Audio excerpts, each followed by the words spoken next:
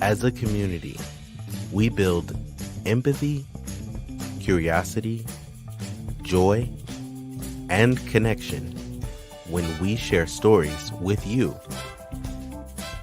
Welcome to Storytellers Project, part of the USA Today Network.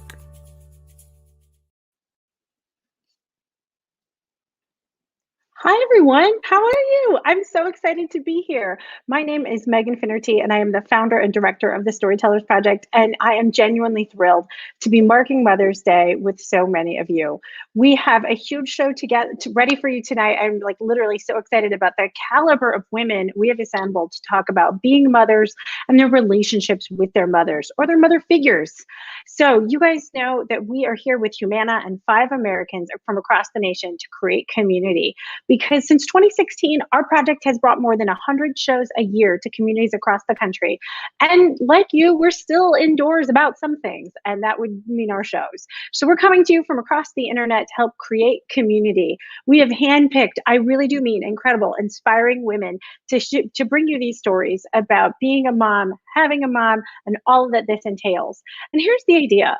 When we share stories about our mothers or mother figures, we pass along the values that they instilled in us. And so for me, that's a love of nature. For my mom, who I think is watching live, hi, or a dedication to truthfulness and accuracy. That's my work mom. Hi, I hope you're watching too. And for serving our community, who's my mentor and definitely a mother figure in my family, Liz Warren. She's so much a mother figure, we named my kid after her. Like, you can have all kinds of moms in your life. It's such a blessing. But here's the big idea. When we tell these stories, we model for our listeners how to participate in maternal love, right? Like how to give it, how to receive it, how to understand how it serves our communities and moves through our communities, regardless of our relationship to our moms or our being a mom. Maternal love is powerful. And when we see it in action, it can change us and it can change our communities. And that's part of why we're sharing these stories tonight. With that, I'm excited to bring up our storytellers. If you will welcome, Jamie J is coming to us from Philadelphia. Adeba Nelson, hi Jamie. Adeba Nelson is here from Tucson. Emmy is here from New Jersey. Hi, New Jersey. Deborah Pascali Bonaro is here also from New Jersey. Hello. And we have Simone Nicole Gordon is coming to us, and we are so excited to have her, but you might know her better as the Black Fairy Godmother. Hi, thanks for being with us. Awesome. So we're excited to be in this show. Tonight's stories are not TED Talks. They're not Toastmasters. They're not a how-to, an inspirational speech, a lecture, or a slideshow. We're not going to sell you anything except for maybe a subscription. Instead, this is storytelling, and storytelling is based on visiting. You open your heart and your mind to receive a story and pay attention to a person you want to feel closer to. And we invite you to do that here tonight. Some of these stories are going to be polished and professional, and some are going to be more casual and conversational.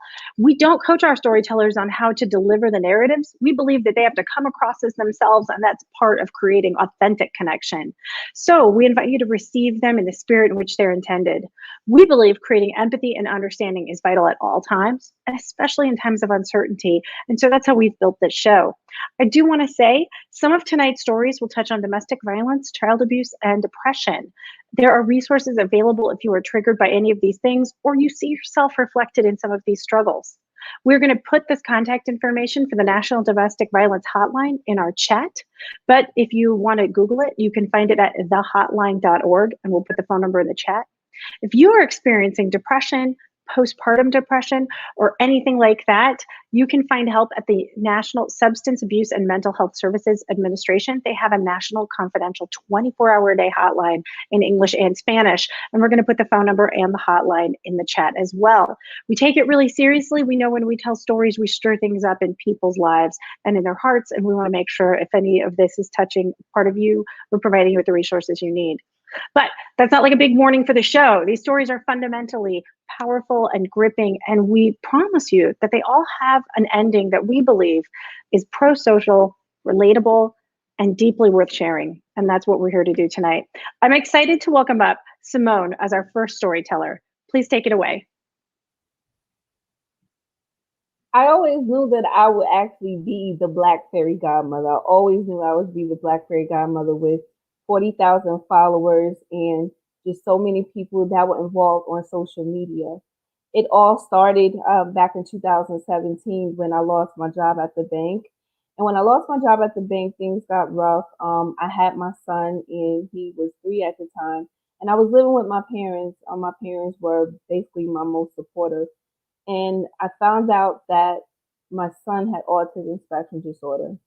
My mom and dad sat down with me and they said, I know you lost your job, but we see certain signs of autism in Jarvis, and it's best for us to contact the doctor. I went ahead and I contacted the doctor, and within 2 days we went to a pediatrician with my son, and my mom was my supporter. She went in the back with the two doctors, and they had a meeting. And for some apparent reason, I kid you not, I was in the waiting room, and it was just like a warm feeling from my ankles all the way down to my shoulders. And I couldn't hear anything. Nurses and doctors were just talking to me, and I just had Jarvis holding. And they asked me to come back, and I still really couldn't hear anything. I just knew that something right there was wrong. I went in the back, I sat down with my mom and the two doctors, and they said, Miss Gordon, Jarvis has autism spectrum disorder, and we have an amazing children's hospital that's called Children's Specialized Hospital that will help him with the exact needs. I just dropped. I panicked. I gave my mom, my baby boy at the time, and she was just telling me that it's going to be okay. So my dad, in the car while he was driving, he said, "Hey, like the doctor said, with the right treatment and the right care and love, Jarvis is going to be just fine." It didn't register because I was completely depressed. I went into panic mode. Every single day I was calling 211. The yellow pages were there at the time, and I was going through all the yellow pages, and I was calling big nonprofits. Everyone was just closing the doors on me, or I had to leave voice messages, or I had to go to local churches or some social services places, and everybody would say that you just have to wait. I went ahead and I went on social media. I got fed up and I put a post on Facebook and said, "Can anybody help me get resources for my son?" It makes no sense. I went ahead and I got the resources, and one lady said, "Hey, it's a group, and it's for women of color, and maybe if you can ask somebody to make some phone calls or help you get the pins or a formula, they can help you." And I said, "Well, what is the name of the group?" She said, "Simone, it's called Reparations and Offerings, but it's a group of women that will help women who have children." I went ahead and I joined that group, and at the time it was ran by a poet named Natasha Marin, and she's from Washington. I went ahead and I put in my request with my picture that, "Hey, my name is Simone Gordon. I'm from New Jersey. I lost my job, and my son has autism, and I just need somebody to help me get resources for him because I wasn't getting nowhere, and I was from the urban community." There were four women at that time who just reached out to me and said, "What phone calls do I need to make? What do you need for me to do? I have coupons to get the pins, and I could order some through Amazon." And last but not least, I met a woman by the name of Kimberly from Washington. Her and her husband Steve, they told me, "Hey, I know you lost your job and you're a beautiful young lady. You're going through this. You need to go back to school. What are your dreams?" I said, "Listen, I cannot tell you what my dreams are. My concern is my baby." So I met a woman named Elizabeth. She started calling Children's Specialized Hospital to get some of the programs that I needed. She contacted other people to get him a free iPad because he was nonverbal and he's still nonverbal. So Kimberly stated, "Listen, you need to go back to school." And I said, "I can't. I owe a bill of $784. I don't have that. $200 a week in unemployment." She said, "Me and Steve are going to go ahead and we're going to write that check to the community college and you're going to enroll into school." She wrote the check, mailed it to the school, helped me enroll online and pay for my tuition. And right now to this day, I have a GPA of 3.8 in nursing. I went ahead to these women. I said, "You guys help me get, so many programs for Jarvis. You're helping me get, communicator devices and depends and so many things is opening. I want to give back and I want to be voice for all the women who are out here fighting, who are working class and who are special needs moms who need this type of help. I want to be voice." I start putting things on my personal Facebook page. I start advocating. I start fundraising.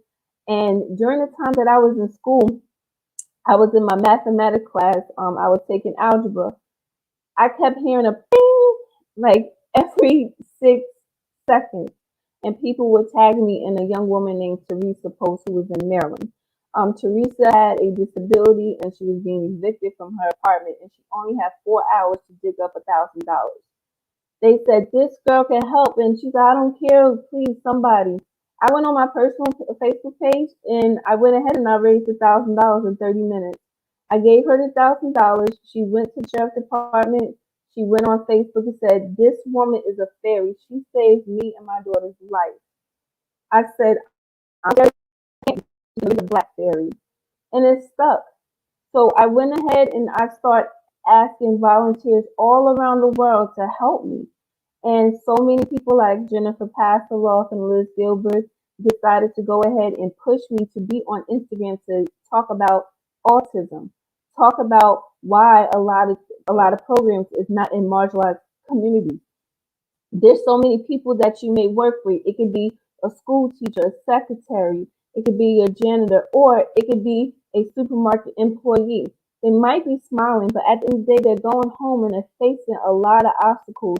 And they may be either sleeping on the floor or don't even have enough food. So I created something to help marginalized women get back on their feet, not just with money, but to help with stability, building their business, building their self-esteem, building themselves by going back to school, or helping them with advocacy with their children who have special needs and to help get medical supplies for the program that we have. It's a beautiful thing. We started off at 100. Now we are 43,000 to date, all across the world. Switzerland, Germany, China, everyone around the world is helping these women become stable. It is, what can I say? I went ahead and I took my situation and just helped so many women across the world. And I'm just known as the Black Fairy. And I'm good with that. Simone, thank you so much for your story. We so appreciate you telling your story here today, but also modeling such generosity on behalf of others. Thank you so much for your work. Thank you for having me. Oh my gosh, yes. Well, it really has been a joy. I also want you guys to know that is a hat tip to my friend Jen. Simone, she follows you on social media, and she had forwarded me some of your outreaches over the last few years, and she's been like, send this lady money, and I did, and so here we are. That's how the internet works. Sometimes amazing things come out of the internet, and Simone is really proof of that. We want to bring you another pretty amazing thing right now. This Mother's Day show, I hope, is making you think about your own mothers, right? Be they literal, spiritual, chosen, and maybe for some of us, you're thinking about your role as a mom. And when I think about this, I'm super Catholic. So the first thing I think of is actually the Madonna and Child, but also like modern moms and cereal commercials and things like that. And when we think of moms, we think of their embrace. So we're going to talk a little bit about hugging today, brought to you by our national presenting sponsor, Humana, because they really want to encourage you literally to get vaccinated so you can hug all the moms in your own life. I'm serious and I'm excited about it. So this is Dr. Michael Murphy of Texas Tech. He has studied how hugging makes us healthier. Michael's going to take it away.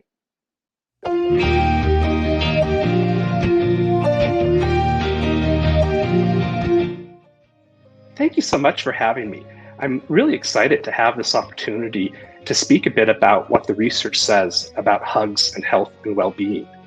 But before I begin, I do want to mention that research about hugs and other forms of affectionate touch, it's still in its early stages of study, and these studies have primarily been done in Western cultures. Nonetheless, the research has shown that there are a number of benefits of hugs and affectionate touch. For one, touch behaviors like hugging can reduce feelings of distress. They can reduce our fight or flight response. Hugs can soothe our cardiovascular stress response by lowering our heart rate and our blood pressure. They can even prompt the release of hormones that help us feel better. Hugs remind us that we belong and are loved. They make us feel more connected and protect us against loneliness. Hugs from people connected to us emotionally are reassuring. They're a naturally soothing experience for many people. In fact, one of our first experiences in life is being held. And for the first few years of our lives, we spend much of that time in someone else's arms.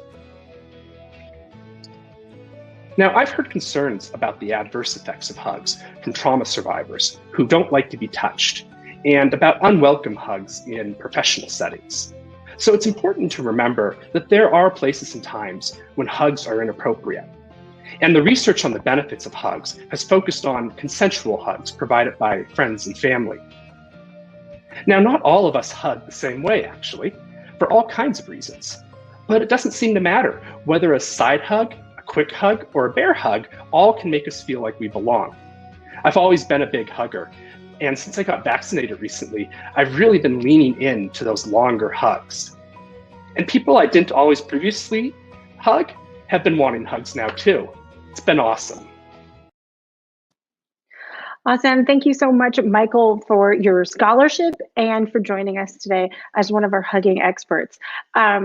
We felt really lucky to get him. He literally he didn't write the book on hugging, but he has written the paper on hugging and how it helps us. So we appreciate him joining us with those tips today. I want to say a thank you to Humana. They are our national presenting sponsor, which you guys know if you've been following the show for a little while, because they believe that sharing stories and connecting as humans online and in person makes for healthier people and healthier communities. And we know, especially right now, as like things are getting a little bit, I think, like wearying this far into the pandemic, we need these connections to each other and to health and frankly inspiring stories now more than ever. Humana wants you to know, as COVID-19 vaccinations become available in communities across the country, they strongly encourage you to consider getting vaccinated and discussing it with your doctor. If you want to learn more about what they're doing each day to connect their communities to health, you can visit them at humana.com. And we just really sincerely appreciate them sticking with us through the pandemic and beyond. So with that, I'd like to thank them and bring up our next storyteller.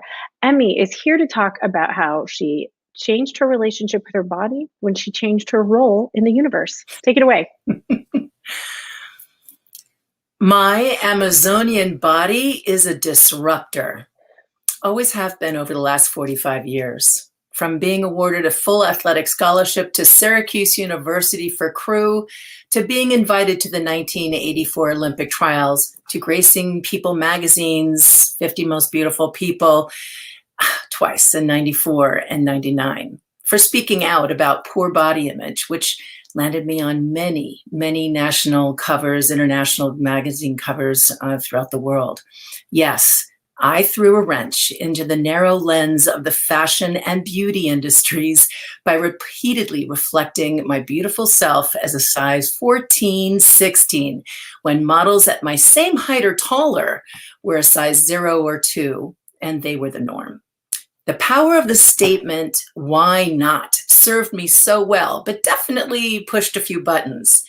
Thankfully, I'm no longer alone. There are a lot more of us walking the walk and talking the talk in all industries, sharing the responsibility of shining despite what society says is right, perfect, or acceptable. And it's about time.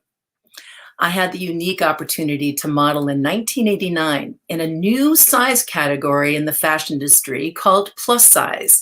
The models were not waif, quite the opposite. We were all size 12, 14, some 16s. I worked and sold a lot of clothes. And as my star rose, I found myself on women's magazine covers reflecting 100 million women in America who wore a size 14 and above. 100 million women.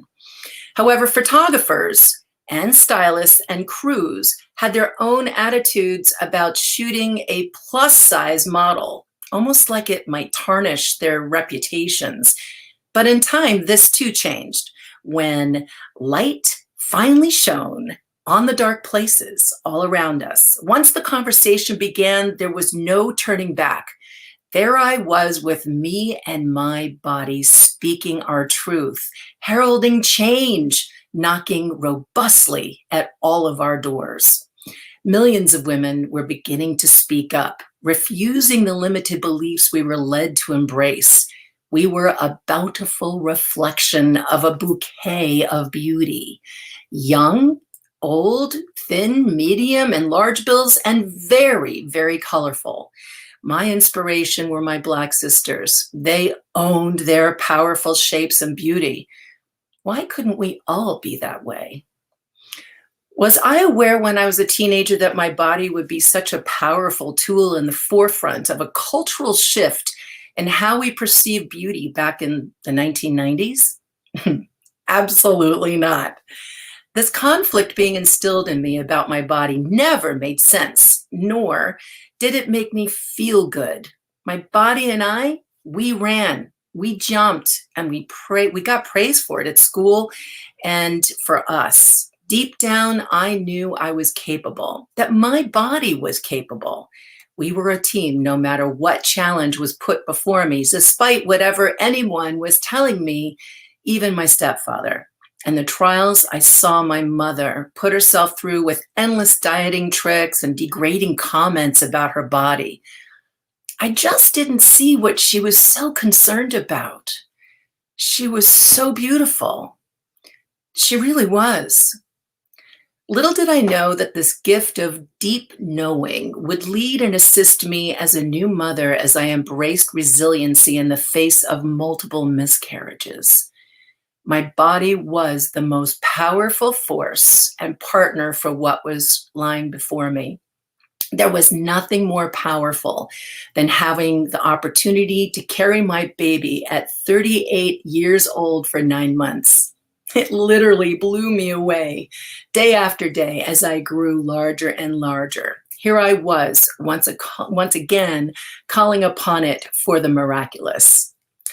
Miscarriage after miscarriage, I had to deal with the devastation, reminding myself to be gentle and not to blame my body. Why was it failing me now when it hadn't failed me ever before? What continued to pop up was my intuition. That calm knowing. It refused to accept that my body was not able to do this, since my body had always been there for me and made it to all of my finish lines quite successfully. Just because it wasn't happening now, it didn't mean it wouldn't happen ever. I knew in the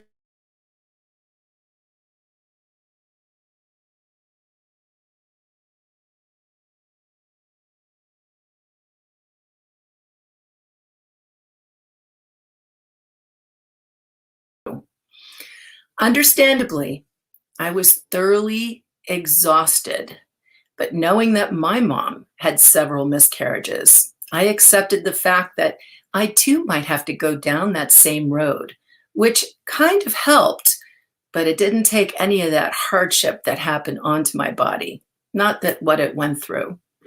I also learned that miscarriages happen to quite a lot of other women. Now, I wish I had known that a long time before. I was blessed to have the most incredible advocate at the hospital in my badass OBGYN, Dr. Lori Goldstein.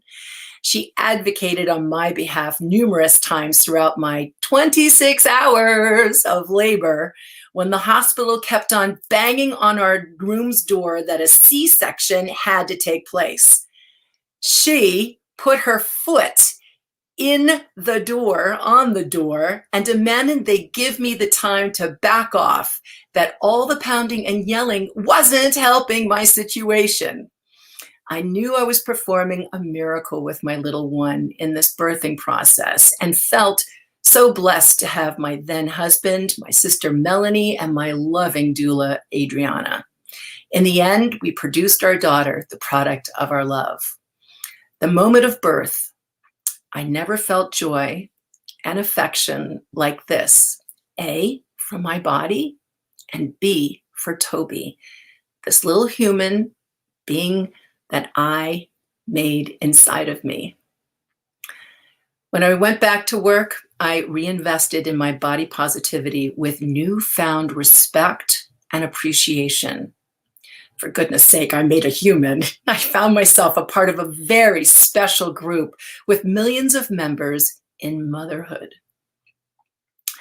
As a culture, we too often regard our bodies negatively, where women are afraid to get pregnant because of how their body will be post-baby, and billions being made on either fixing or eliminating perceived flaws. For me, birth was incredibly validating and set me into a deeper commitment to do this honoring of the body of work. Through it all, I have a new appreciation for what our body can do and want more of the world to know we are body beautiful, every single one of us. My body has given me so many incredible experiences, and topping the list, the birth of our daughter as it prepared me for things to come, fighting cancer, healing, and carrying on. Our body is remarkable, certainly not the bane of our existence that we are taught sometimes for an early age to believe in, but the gem that keeps on ticking, pumping all on its own, every second of every day, every month, every year, and century, if we're lucky enough. I have learned to give it what it needs, like the double orders of spinach and garlic and oil with a side of steak during my pregnancy. My friends and family knew not to come in between me and my food at that time.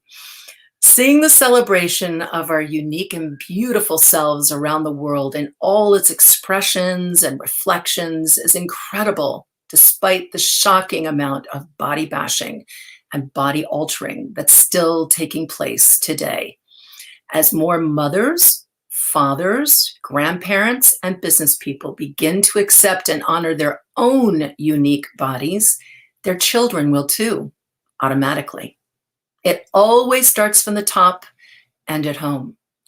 To witness this empowering change slowly sweeping over our world towards self-acceptance and hearing the louder, bolder voices inciting change now, a part of the cultural zeitgeist, makes me want to shout with excitement. Taking the current hardships with the good, I'm very hopeful for what's to come. Our unique, diversified, genuine selves certainly deserve it. Lastly, when we look at our bodies, mothers or not, our bodies are the holders and the containers of our soul. As the French philosopher Pierre Teilhard de Chardin has said, we are spiritual beings having a human existence, not the other way around. Our bodies provide our souls to feel love, joy, taste, travel, and all that life presents. Let's all take a moment to listen. Our bodies talk to us every single day. What's your body saying to you?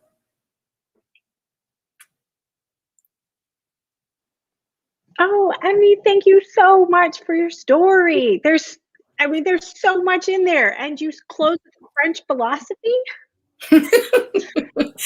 Oh my gosh. So happy. Thank you so much. Oh my gosh, thank you. It is a real joy. I want to say thank you for doing this with us twice. Emmy was on a show closer to where she lives in New Jersey a couple of years ago, and she has a million stories. And I really want to thank her for modeling so many layers of self-appreciation. You know, she talked about her athleticism, her career as a model, but also like her ability to bring life. So many ways that we can appreciate our bodies at different times in our lives. And I deeply appreciate her story. Although I have to admit to you guys, when I had a kid, I was a little bit more like, oh, this is so hard. I ended up I appreciated my body, but I was also like, why does it hurt everywhere when I run? I don't know if any of you felt that way, but that was for me a tiny bit. But sorry, it's normally we do this live and I can hear if people are laughing, but it's weirder to disclose that without a real audience. I'm going to pivot. With that, I want to say it's not too late to send brownies. I know it was a hard transition, but stay with me. If you're thinking of the perfect gift to send to your mom or the mother figure in your life, we want to point out Fairy Tale Brownies sponsors the Storytellers Project, and it's conveniently located on the internet 24 hours a day at brownies.com. They actually sent thank you boxes to our mother figures and storytellers here tonight. And we're really appreciative of that because we want to say thank you to them. So they shipped cool boxes of thank you brownies to all of our storytellers. And we want you to know you can ship Fairy Tale Brownies to anybody you want to. They are a delight. They're real people based in Phoenix, Arizona. We love them, David and Eileen. They've been supporting the project since 2014 and they have stuck with us through the pandemic, and we deeply appreciate their support of us. So if you've got somebody that you're thinking about, maybe it's a mom, maybe it's a mother figure that you want to be like, hey, thanks for being in my life, they can get them some brownies via the internet. And again, they're at brownies.com, which I always tease them, means they were like on the internet on the first day that they were handing out URLs. So Thanks. Awesome. I'm excited to welcome up from Tucson, Adeba Nelson, who's actually telling a story for the second time. She was part of our Christmas show down in Tucson, and we are lucky to have her returning. Take it away. When I was 6 years old, I had this idea of what my life would look like by the time I was 30. So in my head, I was going to be married to a man named Kevin. I was going to have 2 kids, Bobby and Rebecca, a dog named Fred, live in the suburbs in a big house with a white picket fence. Fast forward to actually being 30 and not having any kids yet. Life doesn't always go the way you expect it to go, but that was okay. I had resigned myself to basically being everyone's favorite auntie. You know, bring me your kids, I'd spoil them, load them up with sugar, and then send them back home because nobody wants a crazy crying child, right? I was good with that. I had reconciled myself with that idea and I was happy. But, God has other plans sometimes. When I was about 31, I met a guy. He was pretty hot. And we did those things that adults do. And I thought I was being very careful, but obviously not careful enough because the next day I took Plan B. But I thought, this is fine. I've got it covered. I'm taking Plan B. I'll be A-okay. But you know what they say.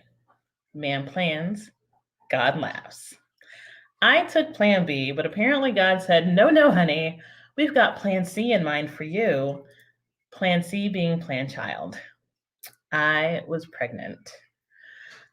Yep, me, the girl who had just decided not going to have any kids, going to be the favorite aunt, get them hopped up on sugar. I was now about to embark on having a child that would at some point be hopped up on sugar. Lucky me. I remember telling my boyfriend at the time that I was with child, and he kind of looked at me like a deer in headlights, which is to be expected when you've only been dating for 2 months. Don't judge me, judge yourself. It happens. But he asked me if I was sure. And I said, what do you mean? Am I sure? Yeah, yes. He said, well, how do you know you're pregnant? And because I am who I am, I responded some smart remark like, oh, I stuck my thumb up in the air and waited for the wind to tell me. I took a test. How do you think I know I was pregnant? To which he kind of, again, had the deer in headlights look and said, okay, cool. We'll be fine. Got up and left. Called me a couple hours later, very, very drunk, to assure me that we would in fact be fine, which is exactly how you want to go into your pregnancy journey, with the father of your unborn child calling you drunk and telling you everything's going to be just fine. Yes, this is exactly what I wanted. But nonetheless, we were going to go on this journey. And how do I put it? It wasn't pretty. Let's just put it like that. You hear the stories about the women who get pregnant, and it's like they have the light from heaven shining down on them. They're all glowy and sparkly. Their hair is long and flowy and thick, and their nails grow, and it's just like they've been touched by God themselves, right? I didn't quite have that experience. More like my hair fell out in chunks. I was basically getting a chemical burn from the inside out, and I was covered in spots. So essentially, while other people look like they were basically the Virgin Mary, I kind of looked like a cheetah covered in mange. It happens. That was how my pregnancy started out. But nonetheless, I was excited. I was really, really excited to be a mom. I had all these ideas about what kind of mom I would be. And in my head, I was going to be like Clara Huxtable, working professional mom, and then, have all the neighborhood kids at my house for snacks and cupcakes and lemonade. Turns out I'm a horrible baker. That was never going to happen. What did happen, though, is I got to week 36, and like every other mom who's pregnant, by week 36, you're ready to have this baby out of you. It's kicking you, it's giving you heartburn, it's making your hair fall out. If you're me, you're done with it. You're looking at the doctor like, take this alien child out of me, I am done. And so by 38 weeks, my doctor was like, okay, stop asking me to take the baby, we're taking the baby. So 38 weeks comes along and I am so excited because the day is here and I'm finally gonna meet this amazing child I've been waiting for. And they pull her out of me and they show her to me. And this is where, I need to pause. I do need to pause here because I want you all to take a really, really good look at me. This is my face. This is my face. I am very, very brown. Okay? My daughter's father also very, very brown. So you can imagine my surprise when they show me this very, very white baby that had just emerged from my very, very brown body. I was kind of in shock. And the first thing I said when I saw this child, I looked at my doctor and I said, why is she white? Probably not the first thing your child should hear as it enters the world. That probably explains a bit about our relationship today. I don't know. But yeah, that was the first thing my daughter heard when she was born. The second thing, probably also not the most ideal thing for your child to hear, was me turning to her very brown father and saying, I promise you I did not cheat on you. I did not sleep with a white guy while I was pregnant. Probably too much information for your newborn, probably all the nurses and doctors in the room. But my brain could not compute that there was a white baby coming out of my very brown body. The other thing my brain could not compute was the fact that I was now a parent. I had a child and I was a mother. And I knew that I was supposed to be very excited and very happy and filled with joy because you see that in the commercials. You see them pull the baby out of the mom and put her on her stomach and she's just crying and sobbing and about how beautiful and how in love she is with this baby. And I didn't have that. I didn't have that feeling at all. I remember trying to will myself to cry, telling myself, cry, you're supposed to feel something, you're supposed to do something here. You need to cry. And it wasn't happening. And I made myself think sad thoughts so that I could actually show some sort of emotion outwardly so that it would seem like I was really happy about this moment that I'd been waiting so long for. But the reality of the situation is I wasn't happy and I wasn't sad. I was just a little confused and a little lost. And that feeling really didn't go away. We took her home. Excuse me. Sorry, I have a dog that's about to go bananas. We took her home and I was so scared to hold her. I kept having these visions in my head that if I carried her over the tile floor, that I would drop her and she would shatter into a million different pieces and there would be blood everywhere. Or that if I bathed her, that I would inadvertently drown her and I wouldn't be sure if it was on purpose or on accident. Because I couldn't connect. I didn't feel it. The feelings of new motherhood and love and joy that I was supposed to have were not there. And so I didn't hold my newborn and I didn't carry her many places. What I did do a lot of was shuffling up and down the hallway in the sexiest blue terry cloth robe that Walmart had to offer. And would shuffle from the living room to the kitchen every morning and sit at the table and cry for no apparent reason. I would just stare out the window and cry. And I went for my checkup with my doctor when my daughter was about 2 weeks old, and I had to do the questionnaire that they give you to test where your hormones are, what your mental state is like. And the highest you can score on that is a 30. And I think I scored a 25. And that meant that I was in full-blown postpartum depression. And my doctor asked me if I wanted to see a therapist, and I said no. And she asked me if I wanted to take some medicine, and I said no. I wasn't interested in that because we don't do that.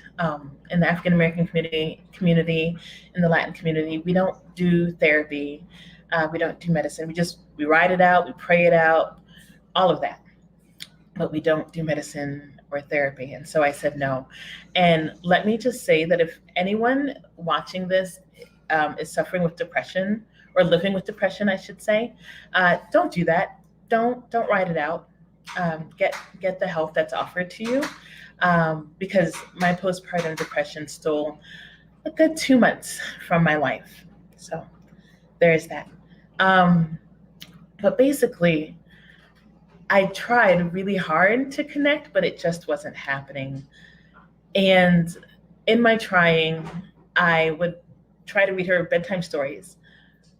And I remember sitting in the lovely glider that we had and holding her and thinking I was doing a really great job because I was reading her Edgar Allan Poe, The Pit and the Pendulum, which for a writer, that's perfect because of rhythm and word flow and word choice. And I was trying to teach her at a very young age about how important those things are.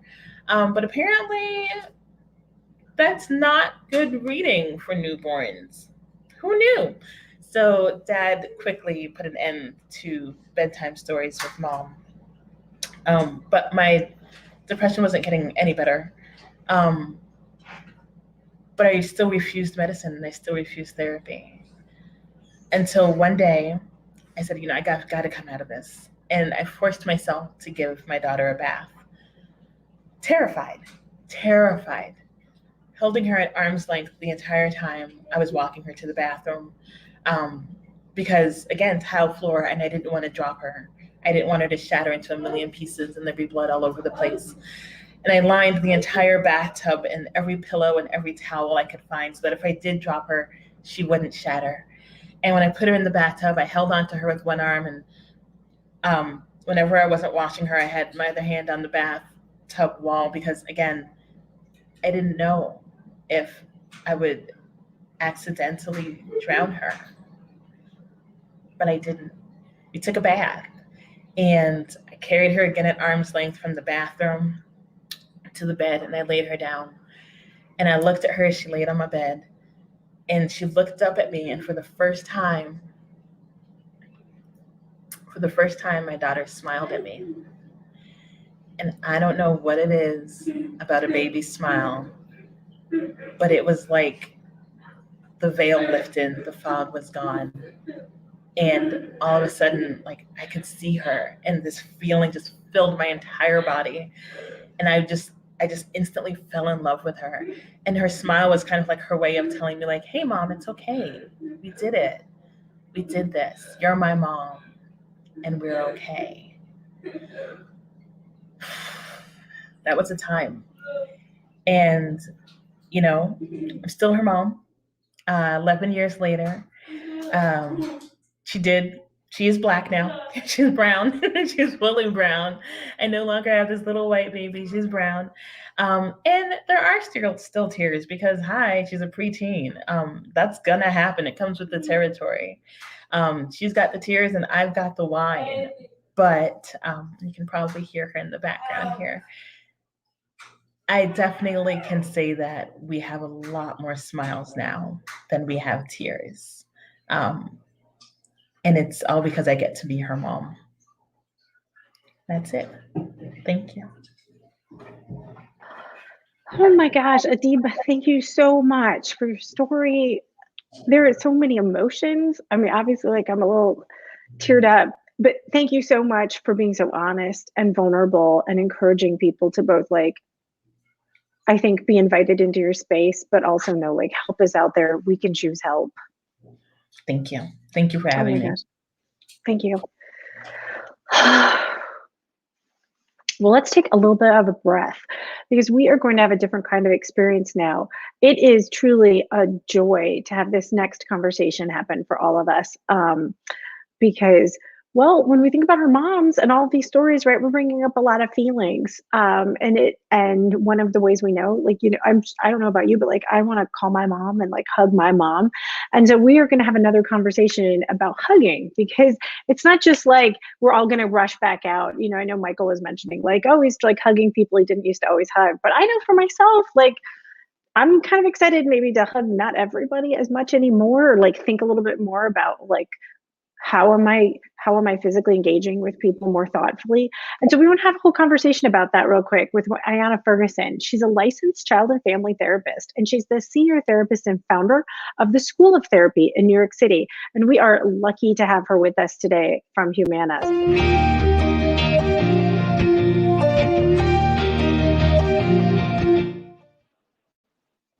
Hi, how are you?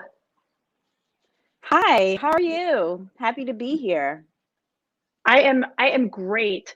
Talk to us. Let's get right into this. Talk to us about safe touch. You've got some really interesting things to talk about real quick.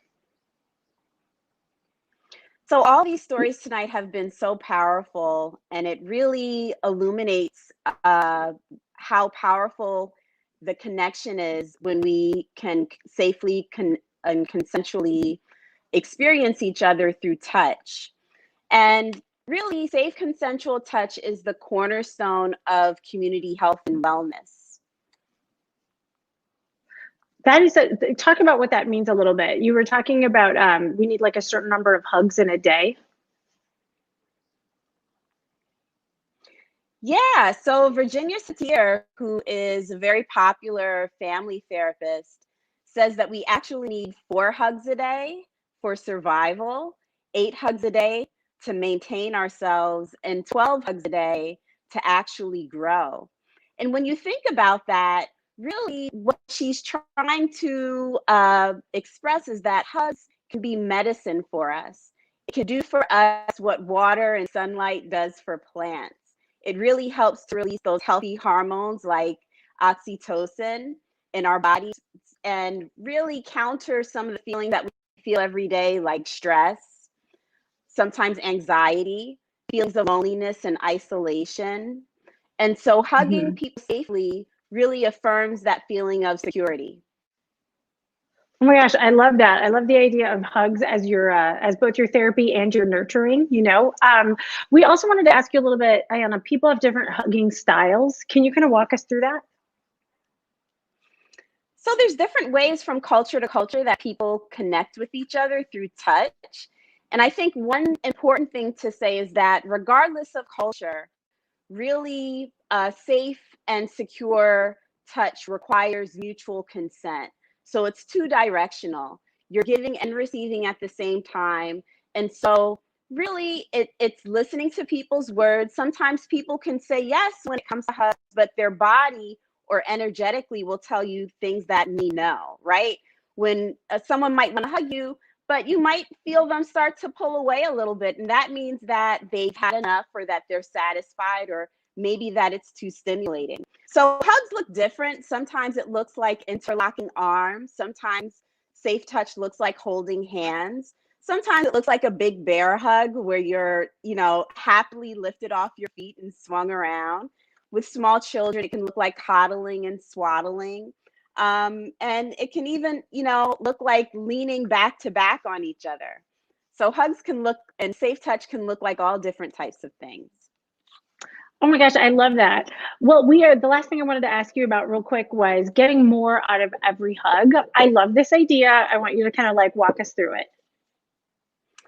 So getting more out of every hug. Some of us I recognize aren't getting hugs at all. So Virginia Satir talks about 12 hugs a day for growth. And that is a big ask right now, because many of us are coming out of quarantine. We're coming out of more isolated lifestyles. And so we have to think about what our personal hug might look like and how we can achieve, more safe, consensual touch from day to day. So some of us right now still are in isolation and in quarantine, and we might not be able to get that safe human connection. But there's other ways that we can start to release that oxytocin in the body. We see a lot more people getting into gardening, right? Getting into nature. And it's interesting that nature and nurture kind of have the same linguistic sound and the same meaning. It means that you're kind of soothing yourself and using living things around you to improve your health. A part of getting safe hugs can be just talking to people about what your goal is, talking to people that are close to you about you wanting to improve your hug bank. So if you're going from 0 hugs, it might be more reasonable to start with maybe 1 hug a day. And maybe there might be someone in your life that might have a mutual goal and they're feeling that they might need more hugs and more safe touch. And if you can get 1 hug a day, it means that you can get 2. And if you can get 2, maybe you can get 3. And then the number goes up and up. And many of us might get to 12 hugs a day. I don't know, Megan, what do you think? I love it. I love your enthusiasm. I love your encouragement. I love the hug bank and just telling people I need a hug. Thank you so much for that permission and those ideas. We really appreciate your time. Everyone, that was Ayanna Ferguson from the School of Therapy in New York. Thank you.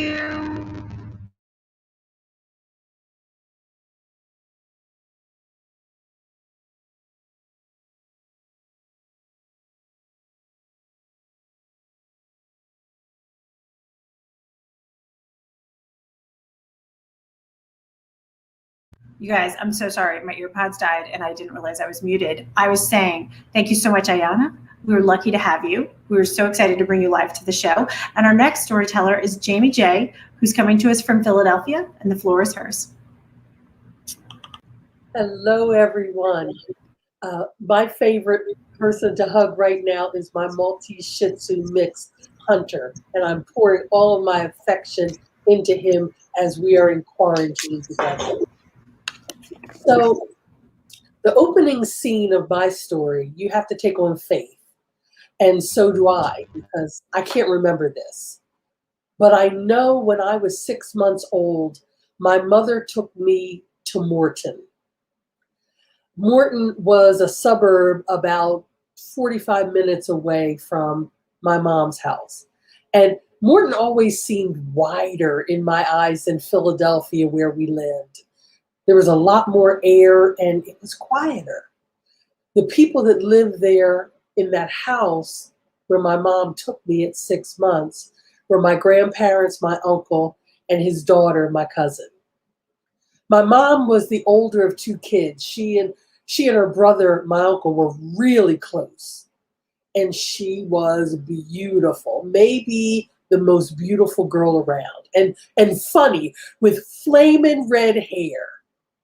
And my father, well, he was slick, a real dresser, always coiffed. Now remember, this is all hearsay, because I don't know these people, but I learned about them later in life. By the time I was 3, my mom was dead and my father was gone for good. And no one would tell me what happened other than my father killed my mother. Well, that's not entirely true. They'd elaborate sometimes. I'd hear bits and pieces here and there, especially on bad days. And everybody had bad days, especially my uncle. Lots of bad days. Sometimes things crashed. A lot of times there was crying. As a kid, I often wondered what I had done to break the world. Maybe I'm why mommy was gone. I had done something for sure. The people said I looked like my mom, took after her.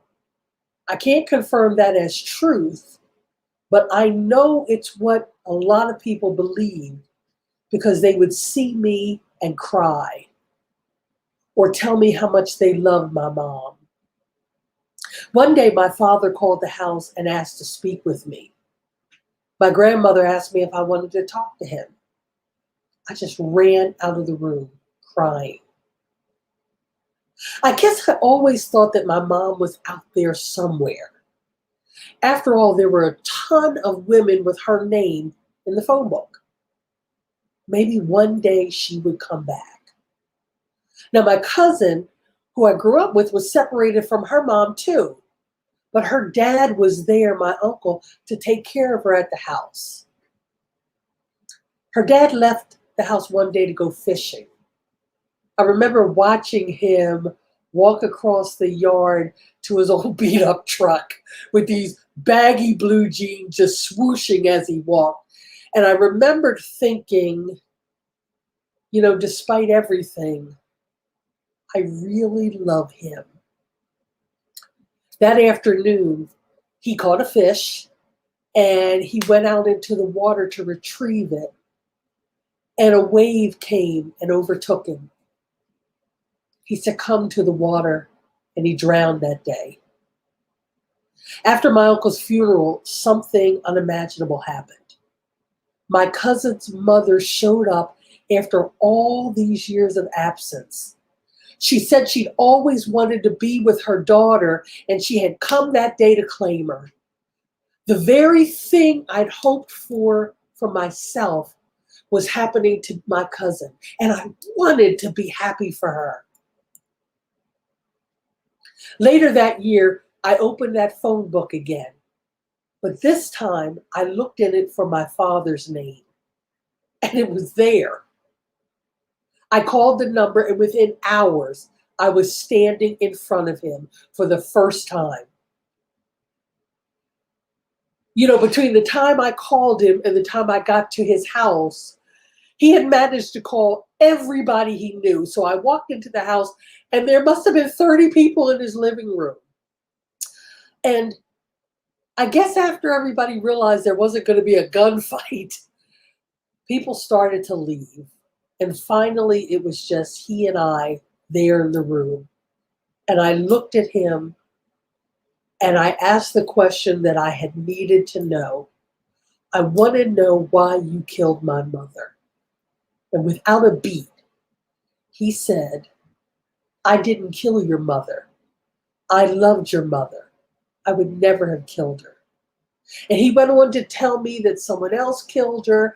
And as she lay in his arms with her last shallow breaths, she said, oh my God, I love you, Jimmy. That was evidence that she loved him. Now, Jimmy was my father's name. I was supposed to be named Jimmy too, until I surprised everyone as a girl. So instead of Jimmy, I'm Jamie. I don't know if I'll ever be able to fully describe the way I felt when I heard my dad tell me that story. Of all the people for her to be thinking about at that live or die moment, she was thinking of him. Now, my father talked freely about my mom for about the 6 months that we were together, and I hung on every word, sopped it up like a sponge. Then one day, my dad said, hey, kiddo, I want to take care of you. He said he wanted to take out a life insurance policy and make me the beneficiary. It would only cost $800. At the time, I was working full time and going to college. $800 was a lot of money, and it's a lot of money today. And I gave my father that $800. That was the last time I ever saw him. Maybe my dad was the liar everyone said he was. I needed to know the truth, the whole truth, finally. So I went to the courthouse and requested the trial transcripts from my mother's case. And there it was in black and white. See, my father had it wrong. The truth is, my mother had ended their violent relationship. He was beating her. And she had asked him on that last day to come pick up his furniture from her house. My mom called my uncle to come over that day because she was afraid of my father and didn't want to be alone when he got there. When my father rang the doorbell, my mother opened the door and he shot her in the throat, not knowing whether I was there or not. Then he stepped over her body and fired several shots into the house. Then he turned around, stepped back over her body, and fled. It was my uncle who ran outside and took my mother up in his arms. And she looked at him with those shallow breaths. And instead of saying, "Oh my God, I love you, Jimmy," my mother said, "Oh my God, I love you, Jamie." Jamie, she said my name, not his. I was the one she cared about in that moment. And she was telling me that. My mother was only 32 years old. But she crossed time and space that day at the courthouse to tell me that she loved me. Now that still doesn't make me know her. I'm 56 years old now. I've had almost twice the life she had. I remember being 32 years old. And my niece, she's 32 now. So much of life is still left to live. My mom didn't have that. You know, somehow I thought that knowing the truth about what happened would fill the hole in me that grew wider and wider every year that my mom was not there. But it doesn't. See, I expected too much from the truth. There'll always be an emptiness where my mom should have been and would have been if she could have.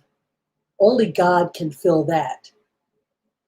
But the difference now is that I know it wasn't something I did, and it wasn't her fault either. She made the best choices she could make at the time. I'm just going to have to figure out a way to move forward. My mother's on the other side of this life, and I'm still here. But between us is something powerful and full of passion that draws us to each other, and it always will. My mother, Barbara, was an extraordinary woman. She loved me. Barbara Ann did. And her life deserves to be remembered, to be spoken about. So I'm going to do it. While the truth won't close the hole, it's opened up a fierce commitment in me. You see, nobody's life should disappear. Life's too hard to end and then just evaporate. My mother had a life. She lived and she made me, and I'm going to tell her story. I love you, Mommy. Thank you. Oh my gosh, Jamie, thank you so much for your story. Thank you. It is deeply, deeply moving and so thoughtfully told. We really appreciate your vulnerability and the work to tell such a hard story with so much grace. Thank you. Thank you. I've held it together. I cried about the story a lot the other day, and I tried to stay more focused in Jamie's story because it deserves a focused audience. So thank you, Jamie.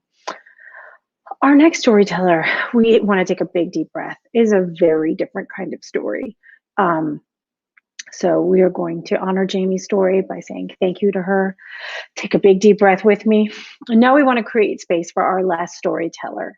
Deborah has a story with a totally different emotional speed and a really different message. And we want to create that space and hold it for her because she is going to bring us home strong and with a fair amount of like comedy and a lot of real talk. So with that, Deborah, take it away. Thank you. I grew up in a big Italian American family. I was the oldest daughter, the oldest granddaughter, and great-grandchild too. And I love spending most Sundays and holidays together with my aunts, uncles, and many cousins, all crowded around my grandmother's table. I can still see the flowered wallpaper and smell my grandmother's cooking. I had fascination with birth, and I loved listening to all the family birth stories. And through them, I received a great appreciation for the power of women's bodies to give birth. My great-grandmother, she had 8 babies, all born at home. She talked about moving, walking, and challenges too, but all being manageable and important parts of bringing life into the world. And her love and her joy was palpable.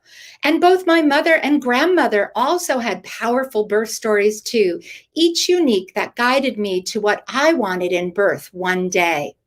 So fast forward, I grew up, I moved to Montreal to attend McGill University, where in my final year, I was married and prepared to give birth. I was shocked to learn that the medical model had taken over and stripped the joy and love that I'd seen and heard in my family's stories away. Canada, through a series of legislation like the US, had regulated away its midwives, the keeper of natural birth, only to realize their mistake and thankfully return midwives, but sadly, not in enough time for my birth. So I went searching for a doctor who would trust me to give birth the way my ancestors had, upright, moving, trusting my ability. Sounds simple? It was not. I found a young resident who had not been indoctrinated into what I call a dysfunctional maternity care model. He was perfect. We could learn together. He listened and he understood all that I desired. So I arrive at the hospital all excited, and he was across town in another hospital. So the idea that I would have a typical care at that time, hooked up to an IV, in bed with a bedpan and medication, was scary. I asked to use the toilet and locked myself in the bathroom. I yelled through the door, there are two conditions I will come out. My baby's born or my doctor arrives. Luckily, before they cut the door down, my doctor knocked at my door and said, when they told me there was a woman locked in the bathroom in labor and delivery, I knew it would be you. Together with his support, I did it. I gave birth my way, upright. I was the first upright birth ever in that hospital, and without an episiotomy, a cut that was often given to widen the birth canal. I said to him, if you don't cut me, I won't cut you. And he got it. No cutting needed. I not only gave birth to my son, I became a fierce advocate for change. My birth ignited my interest to become a childbirth educator so I could help people prepare for birth by gathering all their stories that had been lost. Back in the US, 2 years later, I was ready to give birth to my second baby, and I found a female OB. I thought, a woman, she'll honor and respect my choices, and she sure agreed in prenatal visits. But no, on the day, she barged in, flipped on the lights, started hollering directions to my nurse. It was so absurd and disturbing, my labor completely stalled. She left. My husband turned out the lights and helped me feel safe again. My son was born 20 minutes later. My husband and I were alone in the room. I learned how sensitive we are in labor. The words, the way people make us feel, either open us to birth or can close us down. For my third baby, I finally had what I'd been looking for all along, a midwife. Lonnie Morris trusted me and trusted birth. I could do what my body needed to do. I could freely move, take a shower, experience joy and even humor amidst the challenge. This was the way birth should be. This is what I had heard in my great-grandmother's stories, being surrounded by other women in a safe space to listen to my body move and have an ecstatic, what I call orgasmic birth. My son needed a little help get it started, and my midwife encouraged me to hold him and talk to him. She was there to do more if he'd been in any danger, but she helped me to help him instead, giving me a feeling of confidence rather than taking him away from me, separating us both when we needed each other most. I learned so much from each birth. I saw firsthand how much we've lost since my great-grandmother's time and how we're just beginning to learn that less is more in birth. The medical model saves lives when it's needed, but the overuse and insensitive, disrespectful care is putting people at risk emotionally and physically. There are so many simple ways midwives have used to support birth that keep mothers and babies safe. As I was growing with each birth, I became more passionate about helping others to have the birth they desire. I became a doula, attending births and offering physical and emotional comfort and support. I directed a documentary, Orgasmic Birth, and in the process met many others who either had positive experiences or sadly, too many with negative experience that knew there was a better way. We gathered late at night in hotel rooms, often in our pajamas after long days at conferences, and we would stay up sharing our passion, reviewing the emerging science that the medical model of care was off course. And we decided it's time to show the way to a healthy model of care, and the Mother-Friendly Childbirth Initiative was born. One of the people who shared my passion was midwife Mary Kroger. I can still see her long hair, her big smile, and amazing stories about her travels around the world teaching birth and breastfeeding captivated me and many others. Mary had big dreams and a vision for how to make the changes that were needed to save lives. She suggested we create a committee and invite people from around the world to come together to develop a global initiative. Sadly, Mary developed late-stage cancer and could not chair the first meeting. She asked me to chair it, and I didn't feel I was the right person, but I had to overcome my fears. As if Mary believed in me, I had to trust I could do it. It was a warm day as a group of strangers dedicated to create better birth experiences gathered from around the world and created their vision list for improving childbirth. I remember holding and reading that end list, a global survey on birth and breastfeeding, a meeting of 20 major birth and breastfeeding organizations to meet in Geneva, Switzerland, and launch a global initiative. I asked, who's leading this? Guess what? The group replied, you are. Scared, honored, I went home. Mary passed shortly after, and I was heartbroken. And she asked me to promise her that I would continue until the model we all knew was possible was the global standard. Never doubt that a small group of thoughtful, committed citizens can change the world. Indeed, it is the only thing that ever had, said Margaret Mead. And we did it. Representatives from around the world and University of North Carolina, Chapel Hill did the largest global survey. Volunteers wrote letters with private support and support from Childbirth Connection, Johnson & Johnson Pediatric Institute, and even the World Health Organization and UNICEF co-chaired the meeting with us in Geneva 1 year later. In a small formal room with tables in a U-shape, we met. The formality of the heads of each organization with their own agenda made me wonder, how would we ever come together with one voice? On the second morning of our time together, with little sleep and fear that our dream would fade if we couldn't do this today, I sat down to see a red ball wrapped in plastic in front of us all. We were all being too formal to open it, and no one knew who put it there. Our pediatric representative came in last, and she said she feared we'd be too stuck up to open it. It was a clown nose. These noses are the reason I believe the International Childbirth Initiative was born. We laughed together, and when moments became tense, we'd put on our noses to remind each other to go lightly. Breaking down barriers, we soon came together. We did it. With the help of another friend, Robbie Davis Floyd, an amazing editor, she found the words we could all agree to. 2 years ago, the International Federation of Gynecology and Obstetrics collaborated with us on a new initiative, bringing our two organizations together. And with many other global partners, we've moved from 10 to 12 steps.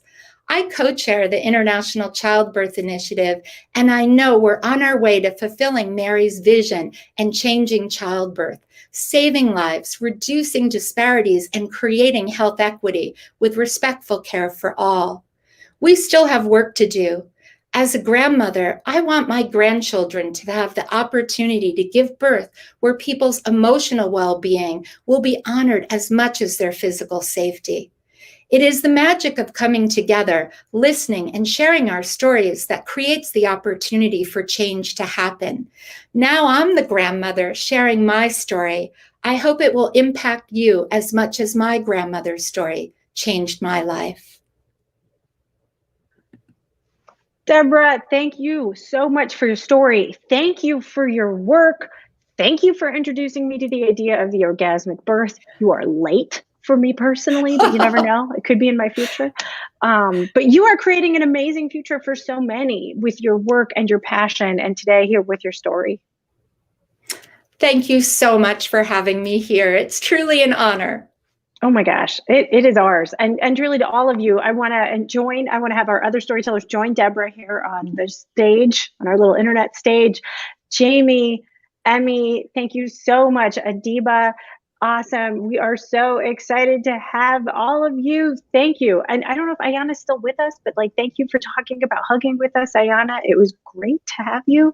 Simone, we appreciate you so much as our storytellers today for modeling such powerful ideas about being mothers, being daughters, and being in a community, a real matriarchal community here. Thank you so much. To our audience, I want to say thank you so much for joining us this evening or today, whenever you're watching. And we hope tonight's show has made you think of who are you nurturing in the world? Who are you a mother to, whether that's spiritually or literally or socially in some way. And if you're not just thinking about your roles, think about the women in your life who you feel like are mothering you emotionally, literally at work. And maybe reach out to them and give them a thank you. People would be surprised to know. Also, if you were inspired by tonight's show and you want to learn how to tell a story about your own mothering experience or a mother that you love, you can subscribe to our newsletter where we share tips this week on how to tell a story about a mother or a mother figure in your life. So with that, thank you so much for watching the show this year. We hope that you have a powerful Mother's Day and that, these stories have inspired you. Thank you so much.